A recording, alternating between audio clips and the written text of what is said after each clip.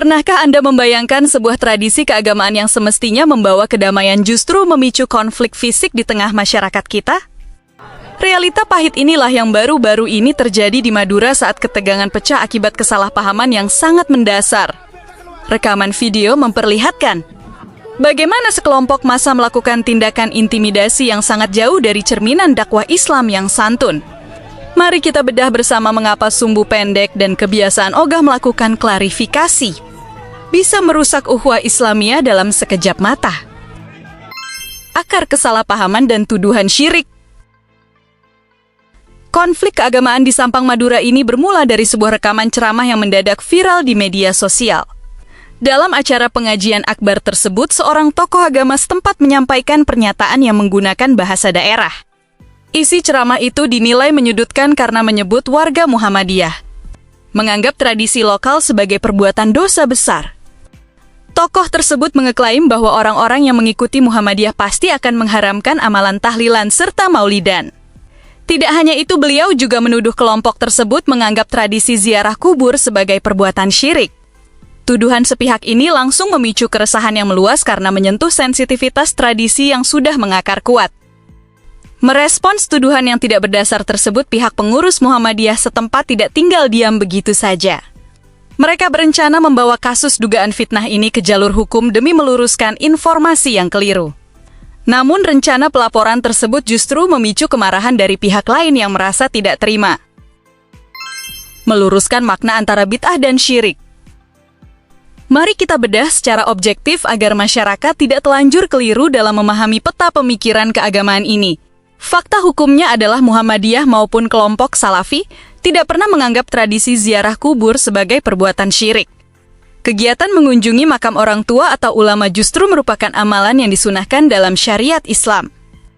Hal yang sebenarnya dikritik dan dianggap syirik adalah tindakan mengkeramatkan kuburan secara berlebihan.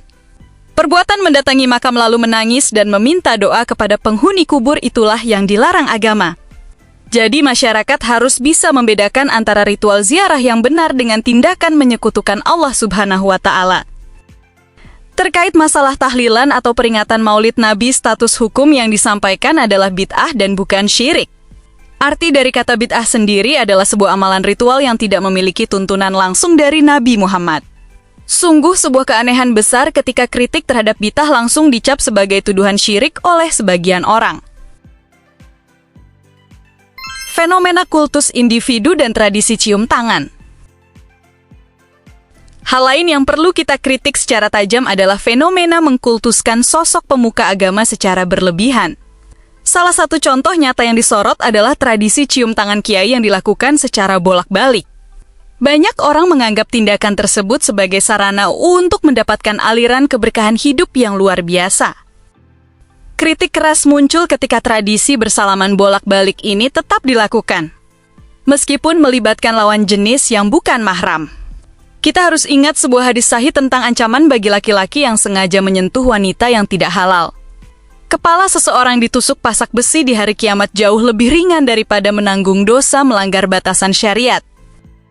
Hakikat dari sebuah keberkahan sejati sebenarnya terletak pada kesediaan kita untuk mengamalkan ilmu para ulama.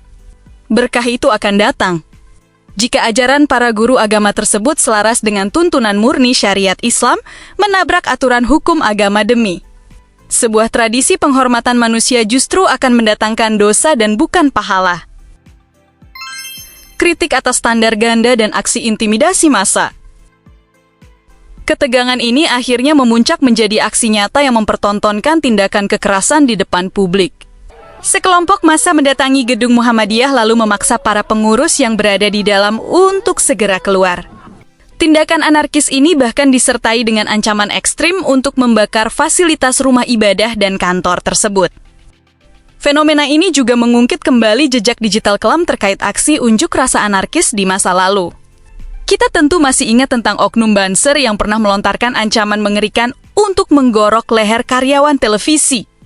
Perilaku beringas semacam ini dinilai sangat kontradiktif dengan jargon dakwah santun yang sering mereka dengungkan. Terdapat sebuah standar ganda yang sangat nyata di mana kelompok ini paling rajin menuduh pihak lain radikal.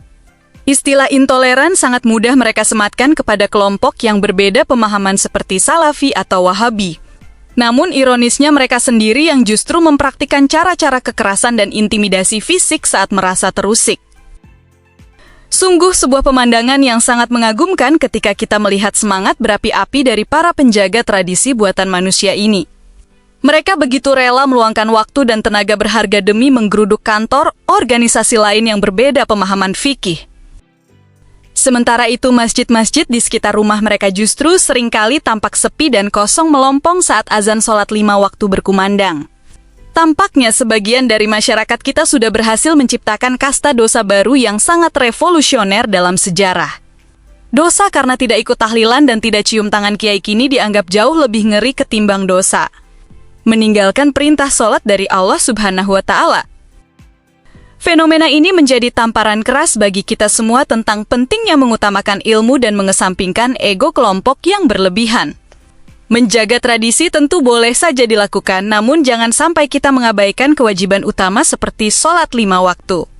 Mengapa sebagian oknum masyarakat kita justru jauh lebih bersemangat membela tradisi buatan manusia ketimbang menegakkan hukum Allah Subhanahu wa Ta'ala yang sudah sangat jelas?